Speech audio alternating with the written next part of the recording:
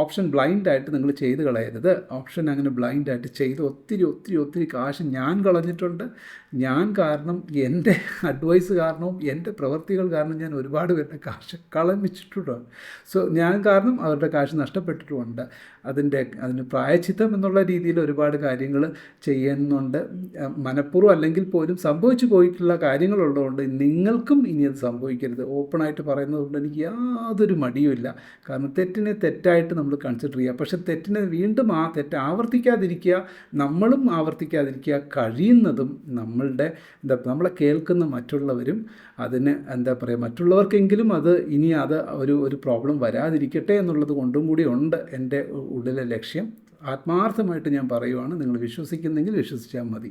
So നിങ്ങൾ options അത് ഏത് ഇൻസ്ട്രുമെൻറ്റും ആയിക്കോട്ടെ, നിഫ്റ്റി ആയിക്കോട്ടെ, ബാങ്ക് നിഫ്റ്റി ആയിക്കോട്ടെ, കമ്മോഡിറ്റി ആയിക്കോട്ടെ, എനിത്തിങ് നിങ്ങൾ ഒരു സ്ട്രാറ്റജി യൂസ് ചെയ്ത് ചെയ്യൂ. അപ്പോൾ നമ്മുടെ റിസ്കിനെ നമുക്ക് ലിമിറ്റ് ചെയ്യിപ്പിക്കാൻ സാധിക്കും എന്നുള്ളതാണ് അതിൻ്റെ പ്രത്യേകത. വലിയ ലോസിലേക്കോ വലിയ പ്രോഫിറ്റിലേക്കോ നമുക്ക് കൊണ്ടുപോകാനും പറ്റത്തില്ല.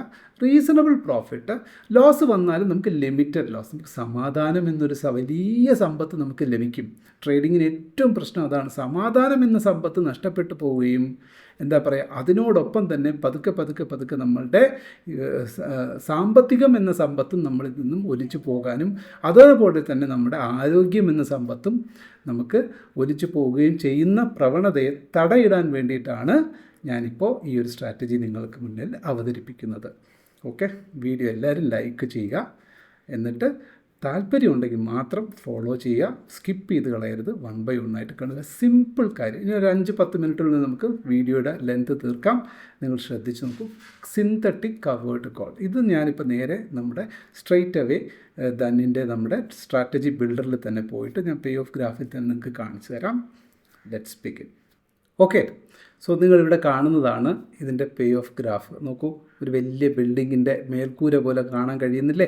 ഈ പേ ഓഫ് ഗ്രാഫ് മൊത്തത്തിൽ കാണുന്ന എന്തായിട്ടാണ് തോന്നുന്നത്? നമുക്കൊരു അതിൻ്റെ ഒരു ഇൻ്റർസെക്ഷനായിട്ട് നോക്കിക്കഴിഞ്ഞാൽ ഇവിടെ ഇങ്ങനെ മുള്ളുവൽ പോലെ കാണുന്നത് ഞാനത് OA അനാലിസിസിന് വേണ്ടിയിട്ട് നമുക്ക് എടുത്തു വെച്ചതാണ്. ഇപ്പോൾ നോക്കൂ, നിങ്ങൾ നല്ല നീറ്റ് ആൻഡ് ക്ലീൻ ആയിട്ട് കാണാൻ കഴിയും. പക്ഷെ നമുക്ക് അതിനോടൊപ്പം തന്നെ തന്നിരിക്കുന്ന ഒരു പ്രത്യേകത എന്ന് പറഞ്ഞാൽ നമുക്ക് ഓപ്പൺ ഇൻട്രസ്റ്റ് അറിയാൻ പറ്റും.